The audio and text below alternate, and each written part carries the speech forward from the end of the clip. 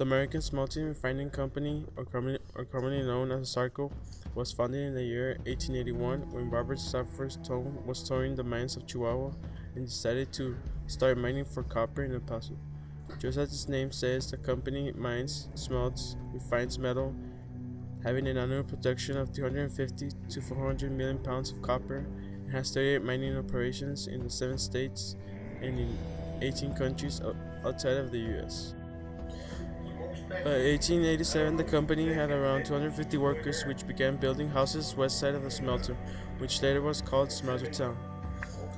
This community kept growing along with the number of workers, which by the year 1920 was 900 workers. Smelter Town became a real city, having its own schools, hospitals, and churches. asarco was a big source of employment and boosting the economy of El Paso. In the 1970s, it invested $15 million just in salaries and provided around 1,000 jobs. But health problems started to rise in the city, and asarco was the cause of them. There started to appear reports of children with high lead levels in their blood. This can lead to strokes, heart attacks, leukemia, and multiple sclerosis.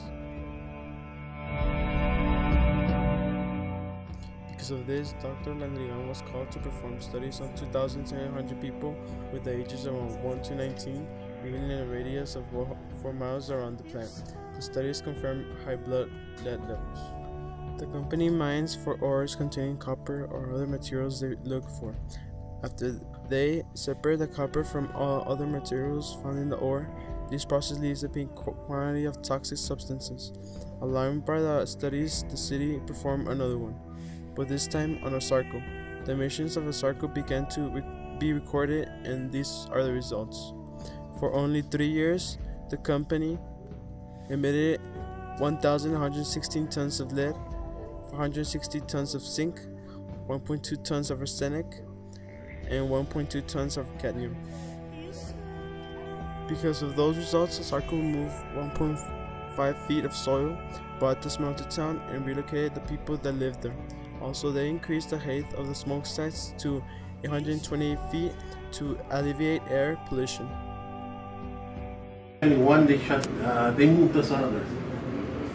Okay, el EPA, it was the EPA on account of the contaminants en la tierra el environmental hazard era lead, pero también había contaminants como cadmium and arsenic.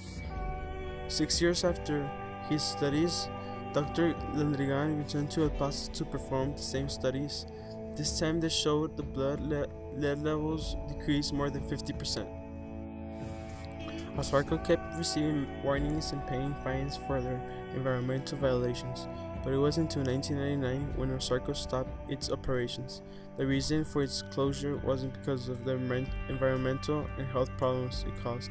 It closed because it was bought by Grupo Mexico and went to bankruptcy because the copper price fell 60% per pound.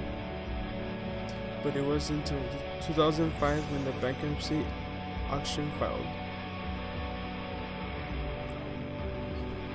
asarco kept trying to reopen.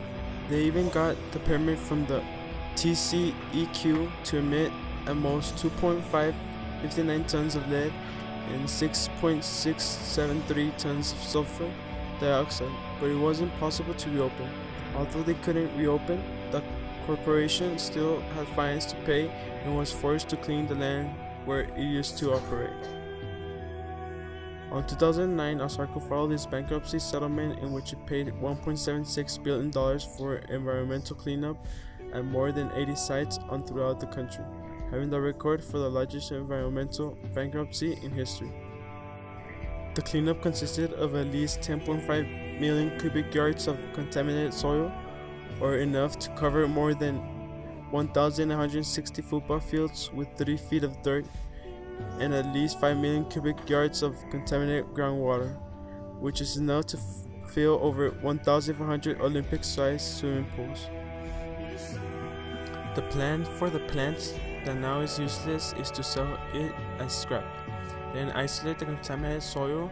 After that, treat the poisoned groundwater so it doesn't flow to Rio Grande, and cap the site with asphalt.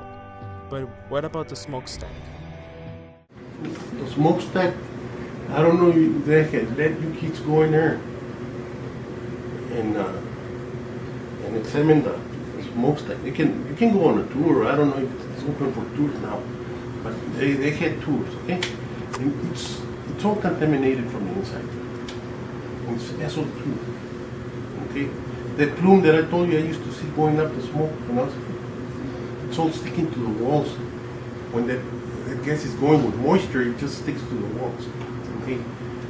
My biggest advice, I wouldn't keep it not unless somebody's going to make an investment, but it had to be decontaminated. The whole thing is contaminated from the inside. Major Cook says he would like to keep it as a bookmark in history, but Juarez people want the smokestacks demolished because it's a reminder of the damage it caused them, because they've shared the same problems of the El Pasonians.